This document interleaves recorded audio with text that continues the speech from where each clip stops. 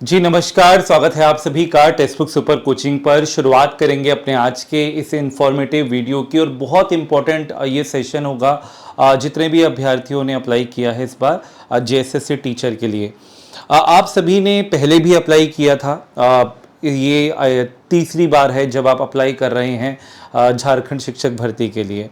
और यहाँ पर भी कई सारे ऐसे कैंडिडेट्स हैं जिनका जिस बार जिन्होंने सीटेट दिया है, सीटेट क्वालिफाई हुआ है और वो उसके बेस पर जो है अपने जो है यहाँ पर फॉर्म को फिलअप कर रहे होंगे, है ना। और ऑब्वियसली बात है कि पिछली बार जनवरी में वो एज अ अपीयरिंग उन्होंने अप्लाई किया था और इस बार जो है वो एज अ क्वालिफाइड, है ना, वो के तौर पर अप्लाई कर रहे हैं। लेकिन कई सारे ऐसे सवाल जो मेरे पास आए विद्यार्थियों के कि क्या सर मेरे सीटेट में इतने मार्क्स हैं, क्या मैं फिल कर सकता हूं, मैं झारखंड का निवासी हूं या नहीं हूं, क्या क्राइटेरिया है, सीटेट में कितने नंबर होने चाहिए तो मैं कंसिडर किया जाऊंगा यहाँ पर टीचर की पोस्ट के लिए, क्या मुझे काउंसलिंग के टाइम पर डिस्क्वालीफाई तो नहीं कर दिया जाएगा। तो वो सारे सवालों के जवाब मैं आपको इस वीडियो में देने वाला हूं और प्लीज इसको ध्यान से रखिएगा, ध्यान से समझिएगा। अदरवाइज फिर से यही होगा कि जब रिजेक्शन लिस्ट आएगी तो उस लिस्ट में आपका नाम हो सकता है। तो सबसे पहले आपको किन चीज़ों पर ध्यान देना है कि जब हम बात कर रहे हैं इसके लिए, तो यहाँ पर आपके लिए अभी नोटिफिकेशन आया, फॉर्म रिलीज हुए और वहाँ पर मेंशन किया गया कि अगर आपका सीटेट क्वालिफाइड है या फिर आप किसी भी अदर स्टेट के टेट क्वालिफाई हैं तो आप इस फॉर्म को फिल कर सकते हैं। हम यहाँ पर सीटेट की बात कर रहे हैं और अगर मैं सीटेट की बात करूं तो यहाँ पर अगर मैं बात करूं कैटेगरीज के अकॉर्डिंग, क्योंकि यहाँ पर कैटेगरीज में बहुत ज़्यादा क्या है कंफ्यूजन है। तो अगर मैं जनरल कैटेगरी की बात करता हूं, ठीक है, 60% मार्क्स आपके होने बहुत ज़रूरी हैं। मैं यहाँ पर बात कर रहा हूँ सीटेट के लिए। तो अगर आपके मैं बात करूँ सीटेट में टोटल मार्क्स जो हैं वो आपके 150 हैं, तो जनरल कैंडिडेट के लिए यहाँ पर आपके 90 मार्क्स होने चाहिए। 90 नंबर हैं तभी आप फिल करने के लिए जाइएगा। अगर आप सीटेट के बेस पर अप्लाई कर रहे हैं, अगर आपके 90 से कम है तो आप इसको स्किप कर दीजिएगा। आप मेल हैं या फीमेल हैं इससे कोई फर्क नहीं पड़ता। जी हाँ, आप मेल हैं या फीमेल हैं इससे कोई फर्क नहीं पड़ता। अगर आप तैयारी कर रहे हैं यहाँ पर जेएसएससी टीचर की पोस्ट के लिए, चाहे आप पीएलटी के लिए तैयारी कर रहे हैं, चाहे आप 6 to 8 के लिए तैयारी कर रहे हैं, है ना, अगर आपके जनरल में 90 नंबर से कम है तो आप अप्लाई मत करिएगा, फॉर्म आपका रिजेक्ट हो जाएगा। कई विद्यार्थियों के मन में ये सवाल क्यों है, क्योंकि झारखंड का एक नेबरिंग स्टेट जो आपका बिहार है, वहां पर फीमेल कैंडिडेट्स के लिए जो पासिंग मार्क्स हैं, ये जो क्वालिफाइंग मार्क्स हैं फॉर सीटेट, वो 90 मार्क्स नहीं है बल्कि उससे कम है। तो अगर हम यहाँ पे बात करें, यहाँ पर झारखंड के अंदर मेल फीमेल दोनों के लिए ही सीटेट में जनरल अगर कैटेगरी से हैं तो आपके 90 नंबर होने चाहिए। साथ ही साथ अगर मैं बात करता हूँ यहाँ पे ओबीसी, अब ओबीसी में भी कई सारे हैं, कुछ बीसी कैटेगरी के हैं यानी बैकवर्ड कास्ट हैं, कुछ ईबीसी हैं यानी एक्सट्रीमली बैकवर्ड कास्ट हैं। तो इन कैटेगरीज में क्या होगा, क्या अलग अलग मार्क्स होने वाले हैं, ये क्या है। देखिए हम बात कर रहे हैं सेंट्रल लेवल, वो सेंट्रल के बेस पर सेंट्रल जो सेंट्रल गवर्नमेंट जो टेट एलिजिबिलिटी टेस्ट कंडक्ट करा रही है उसके बेस पर वो आपको मौका दे रहा है, तो वो उसी के जो भी क्वालिफाइंग क्राइटेरिया है उसी के बेस पर लेगा। तो यहां पर अगर आपके मार्क्स 82 से कम है, मेरी बात ध्यान से समझना, अगर आपके मार्क्स 82 से कम हैं तो आप यहां पर अप्लाई नहीं कर सकते। क्या मेरी बात समझ रहे हो? आपके ये मार्क्स मिनिमम, ये मिनिमम नंबर हैं, वो होने ही चाहिए। ये मिनिमम है, इतने तो होने ही चाहिए, इससे ज्यादा है तो वेल एंड गुड, ठीक है। तो इतने होने ही चाहिए, देन आप अप्लाई कर सकते हैं। आप एससी एसटी कैटेगरी से हैं, कई बच्चों के मन में सवाल है ओबीसी बीसी ईबीसी कैटेगरी के लिए अलग हैं, एससी एसटी के लिए अलग हैं, क्या? नहीं, सीटेट है, अगर आपका सीटेट के बेस पर अप्लाई कर रहे हैं तो for SC ST also it should be consider only 82 marks. यानी सीटेट के बेस पर अगर आप अप्लाई करने जा रहे हैं, मिनिमम मार्क्स आपके 82 ही होने चाहिए, ठीक है, 82 ही होने चाहिए मिनिमम मार्क्स। उससे अगर कम है बेटा तो आप अप्लाई मत करिएगा, बिकॉज रिजेक्शन लिस्ट में फिर आपका नाम आ सकता है। ये एक ऐसा सवाल है जो आपको क्लियरली या तो नहीं पता लग रहा होगा, आपके मन में बहुत सारे ये सवाल हैं कि सर क्या मेरा फॉर्म रिजेक्ट तो नहीं हो जाएगा। कई सारे ऐसे कैंडिडेट 78 मार्क्स हैं, वो भी फॉर्म फिलअप कर रहे हैं। देखिए फॉर्म फिलअप करने का मतलब ये नहीं है आपने फॉर्म फिलअप कर दिया, तैयारी कर दिया, बैच ज्वाइन कर लिया तो आपका सिलेक्शन नहीं। अगर आपकी क्वालिफाइंग क्राइटेरिया ही नहीं बन पा रहा, मैं कह रहा हूं सिलेक्शन भी हो जाएगा तो काउंसलिंग में डिस्क्वालीफाई कर देगा।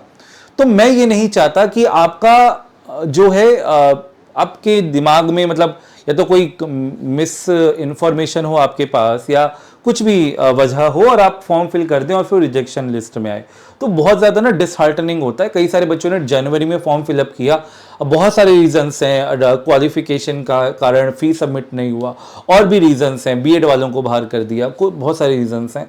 तो वो सारे रीजंस की अगर हम बात करें उसके बेस पर अभी 11,000 के करीब जो फॉर्म्स हैं वो रिजेक्ट हुए। आप समझ रहे हैं? तो यहाँ पर मैं नहीं चाहता कि आप सबके जो फॉर्म है वो रिजेक्ट हों, है ना। तो बस मैं आप लोगों से यही कहूंगा कि आप इन चीजों का बहुत ध्यान रखें। हाँ, अगर साथ ही साथ अगर किसी के ये हैं तो आप डेफिनेटली अप्लाई करें। जी हाँ, आप डेफिनेटली अप्लाई करें। बल्कि मैं तो ये कह रहा हूं कि जो इस बार का जुलाई का सीटेट भी देने जा रहे हैं, सीटेट जुलाई भी देने जा रहे हैं, वो भी अप्लाई कर दें।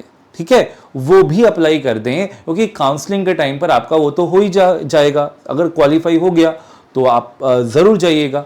तो मतलब चांस मत छोड़ो। लेकिन जिनके इतने मार्क्स हैं ही नहीं, तो वो तो उनसे तो मैं कहूंगा कि आप प्लीज यहां पर अप्लाई ना करें।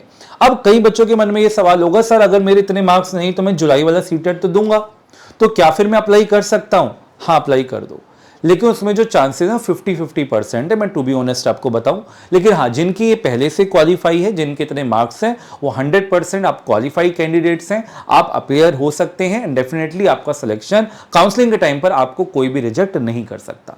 ठीक है, लेकिन जो अपियर हो रहे हैं उनके 50-50% है। At the time of counselling क्या होता है क्या नहीं होता है, डेट थोड़ी और एक्सटेंड हो जाए, सीटेट का एग्जाम आपका पहले हो जाए, आपका जेएसएससी टीचर का बाद में होगा, उसमें आपको एक बेनिफिट और मिल जाएगा, तब तक आपका रिजल्ट भी आ जाएगा, तो आप अप्लाई करिए। ठीक है, तो ये मेरी तरफ से आप लोगों की आज की वीडियो थी। आई होप सो आपको सभी को इन्फॉर्मेशन मिली होगी। साथ ही साथ जो भी विद्यार्थी तैयारी करें झारखंड शिक्षक भर्ती के लिए, मैं आप सभी को बताऊं, इस एग्जाम का जो सिलेबस है बहुत ज्यादा वास्ट है। मैंने आपको सभी पहले बताया था, सिलेबस ऐसा है जो पीसीएस लेवल का सिलेबस होता है, स्टेट पीसीएस लेवल का, है ना। ऐसा भारी भरकम सिलेबस है, तो वो एक जगह पर आपको अवेलेबल करा दिया गया है टेक्स्ट बुक के ऊपर, और मिनिमम फीस में। ठीक है, मिनिमम फीस में आप देख रहे होगे नीचे आपको मेरे दिख रहा होगा 834 रुपए में पूरा बैच आपके लिए अवेलेबल है। लेकिन ये सिर्फ आपका आज के लिए, जिसमें आपके सारे पेपर सम्मिलित हैं, पेपर 1, पेपर 2, पेपर 3। अगर आप पीआरटी से अप्लाई कर रहे हैं, 6 to 8 से अगर आप अप्लाई कर रहे हैं, पेपर है ना 6 to 8 से अगर आप अप्लाई कर रहे हैं, तो पेपर 1, पेपर 2, पेपर 3, पेपर 4। ठीक है, आपको कुछ नहीं करना, बस इस नंबर पर आपने कॉल करना है और यहां पर आपको पेड बैच से जुड़ने की पूरी इंफॉर्मेशन दे दी जाएगी। साथ ही साथ अगर आप खुद से भी एनरोल करना चाहते हैं तो वो भी मैं आपको बता देता हूं आप कैसे कर सकते हैं। आप लोग जाएंगे textbook.com पर, ठीक है, गूगल क्रोम खोलिएगा, वहां पर टाइप करिएगा testbook.com। textbook.com पर आप लोग गए, वहां पर आपने गेट स्टार्टेड पर जाना है, यहां पे अपना नंबर डालना है, लॉगिन कर लेना है। ठीक है, ओटीपी आएगा, लॉगिन कर लेना है, और फिर आपने लेफ्ट हैंड साइड पर आना है सुपर कोचिंग के सेक्शन पे। ठीक है, ठीक है, ईद के अवसर पर आपकी सभी सुपर कोचिंग पर 90% डिस्काउंट चल रहा है, इसलिए मैंने बोला आज ही आप एनरोल कर लेना। तो आप लोग कहां पर जाएंगे? सुपर कोचिंग पर। सुपर कोचिंग पर जाने के बाद में आप सर्च योर गोल में जैसे यहां पर टाइप करेंगे जेएसएससी, है ना, क्योंकि हम जेएसएससी का प्रिपरेशन कर रहे हैं, तो सेकंड नंबर पे आपके पास आ जाएगा जेएसएससी झारखंड टीचर का जो बैच है। 898 फीस है टिल एग्जाम डेट, यानी आपने एक बार एनरोल करना है। लेकिन इसमें भी आपको अभी और डिस्काउंट मिलेगा। क्या करना है? इसी बैनर पे क्लिक करना है और आपने अप्लाई कूपन के सेक्शन पे जाके यहां पर अप्लाई कर देना है। Code that is HIMANSHU, code ध्यान में रख लीजिएगा जो मैं आपको बता रहा हूं, दैट इज HIMANSHU हिमांशु। आप हिमांशु इस कोड को जैसे ही अप्लाई करेंगे, ठीक है, तो आपकी जो बैच में फीस है, बैच की जो फीस है वो आपकी मिनिमम फीस हो जाएगी, है ना, और मैक्सिमम डिस्काउंट यहां पर हो जाएगा, दैट इज 834, और आप लोग यहां पे एनरोल कर सकते हैं। आप पीआरटी की तैयारी करें, पीआरटी के लिए 6 to 8 का भी आपका यही फीस बनेगा।